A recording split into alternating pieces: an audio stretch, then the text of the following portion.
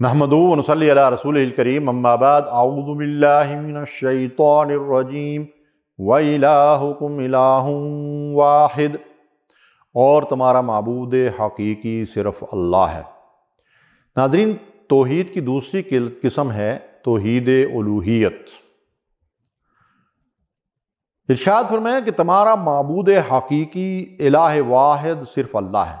دوسری جگہ ارشاد فرمایا لا الہ الا هو الرحمن الرحیم، اس رحمان اور رحیم کے سوا کوئی دوسرا الہ نہیں، کوئی دوسرا عبادت کے لائق نہیں۔ الہ کے معنی کیا ہے؟ جو سب سے بڑھ کر محبوب ہو۔ والذین آمنوا اشد حبا للہ، ایمان والے سب سے بڑھ کر کس کو محبوب رکھتے ہیں؟ اللہ کو۔ جس کی عبادت اور پرستش کی جائے وہ الہ ہوتا ہے۔ ایاک نعبد و ایاک نستعین، جو کارساز اور مشکل کشا ہے، لا الہ الا ہوا فاتخذہ وکیلا، ایک اللہ کے سوا کوئی دوسرا عبادت کے لائق نہیں، صرف اسی کو اپنا کارساز، حاجت روا اور مشکل کشا بناؤ۔ مشکل اور مصیبت میں پناہ دینے والا، یعنی الہ کسے کہتے ہیں؟ مشکل اور مصیبت میں پناہ دینے والا۔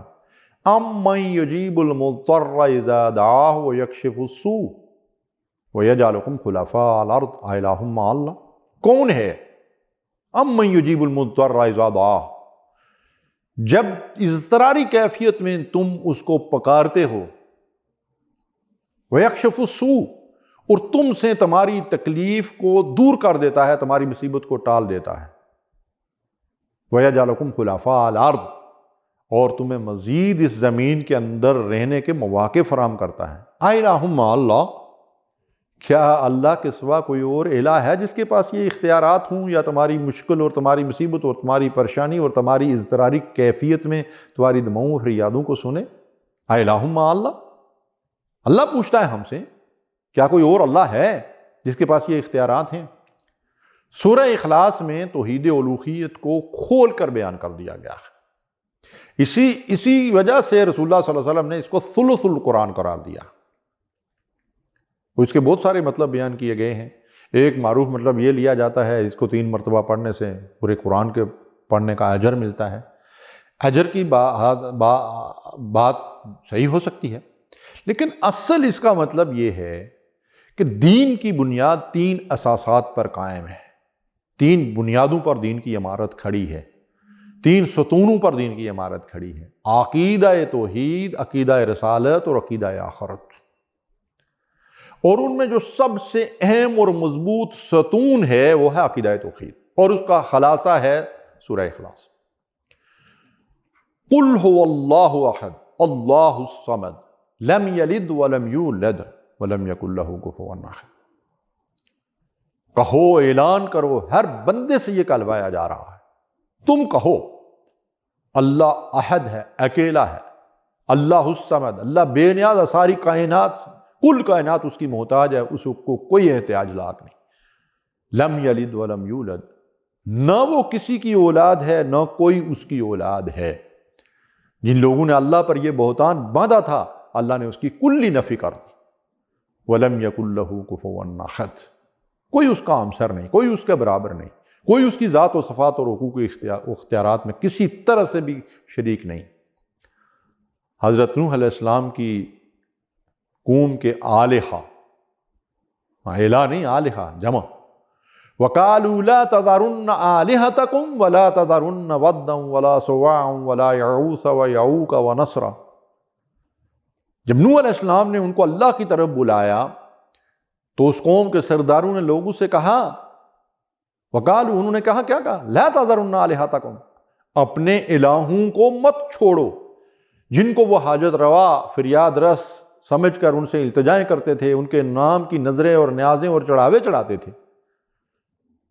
وہ 5 جو بزرگوں کے نام پہ انہوں نے بت گڑے ہوئے تھے، ود، سوا، یغوث، یعوق اور نصر، تو وہ اپنی قوم کے لیڈر ان سے کہتے ہیں کہ نوح علیہ السلام کی بات مت مانو، ان کے گرویدہ رہو اور ان کی نظریں اور نیازیں کرتے رہو، یہ ہیں تمہارے الہ۔ حضرت معاذ بن جبل رضی اللہ تعالیٰ عنہ بیان کرتے ہیں کہ میں ایک مرتبہ نبی صلی اللہ علیہ وسلم کے ساتھ سواری پر بیٹھا تھا، نبی صلی اللہ علیہ وسلم نے مجھ سے پوچھا کہ اے معاذ، کیا تمہیں معلوم ہے کہ بندوں پر اللہ کا کیا حق ہے اور اللہ پر بندوں کا کیا حق ہے؟ تو میں نے عرض کیا اللہ اور اس کے رسول بہتر جانتے ہیں۔ صحابہ کا اکثر جواب یہی ہوتا تھا۔ آپ صلی اللہ علیہ وسلم نے فرمایا بندوں پر اللہ کا حق یہ ہے کہ صرف اسی کی عبادت کریں۔ ایاک نعبد و ایاک نستعین میں ہم کیا عہد کرتے ہیں اللہ سے؟ ہم اللہ کی عبادت میں کسی کو شریک نہیں کریں گے، صرف اس کی عبادت کرتے ہیں۔ اور اللہ پر بندوں کا حق یہ ہے کہ جو شرک نہ کریں اللہ ان کو جہنم سے بچا لے، اللہ ان کو نجات دے دے، اللہ ان کو جنت میں داخل کر لے۔ اب یہاں بڑی اہم بات کہی گئی ہے، جو اللہ کی عبادت میں کسی کو شریک نہ کریں۔ تو ناظرین، عبادت کی وضاحت کیا ہے؟ بندگی اور غلامی اور پرستش کے جتنے طور طریقے ہیں ان کو مراسم عبودیت کہا گیا ہے۔ جی، قرآن مجید میں یہ اصطلاح اللہ کی کلی اطاعت کے لیے استعمال ہوئی ہے، لیکن اس کلی اطاعت میں مطلب یہ ہے کہ بہت ساری چیزیں ایسی آتی ہیں جن کے بارے میں ہمیں پورا معلوم ہونا چاہیے کہ وہ ساری چیزیں عبادت ہیں، ورنہ ہم لا الہ الا اللہ بھی پڑھتے رہیں گے اور اللہ کی عبادت میں دوسروں کو شریک بھی کرتے رہیں گے۔ تو قرآن مجید میں ان معنوں میں یہ اصطلاح استعمال ہوتی ہے کہ اللہ کے تمام احکامات کی مکمل اطاعت اور اس کی منع کی ہوئی تمام چیزوں سے مکمل اجتناب کیا جائے، یہ عبادت کا مفہوم ہے۔ عبادت کا دوسرا مفہوم یہ ہے کہ بندگی اور پرستش کے تمام طور طریقے جن کو مراسم عبودیت کہا جاتا ہے صرف ایک اللہ کے لیے خاص ہیں۔ وَلَا يُشْرِكْ بِعِبَادَةِ رَبِّهِ أَحَدًا، اپنے رب کی عبادت میں کسی کو شریک نہ کرو۔ مثلا نماز، روزہ، صدقہ، خیرات، زکوٰۃ، دعا اور فریاد، پناہ طلب کرنا، سوال کرنا، توکل اور بھروسہ، خوف اور امید، رکوع اور سجود، طواف، قیام، نذر و نیاز، قربانی، ذبح، انتہا درجے کی محبت۔ اسی طرح قسم کھانا، عاجزی اور تذلل، توبہ اور رجوع اللہ، تمام اقسام عبادت ہیں۔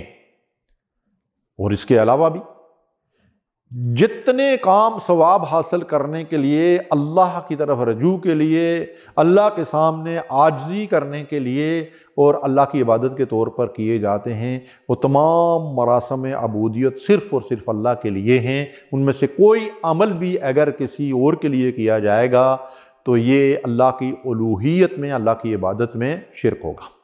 توحید الوہیت کا تقاضا یہ ہے کہ ہم جس رب کو سجدہ اور رکوع کرتے ہیں اسی کے نام پر جانور بھی ذبح کریں، پناہ بھی اسی کی طلب کریں اور حاجت روا اور مشکل کشا بھی صرف اسی کو مانیں۔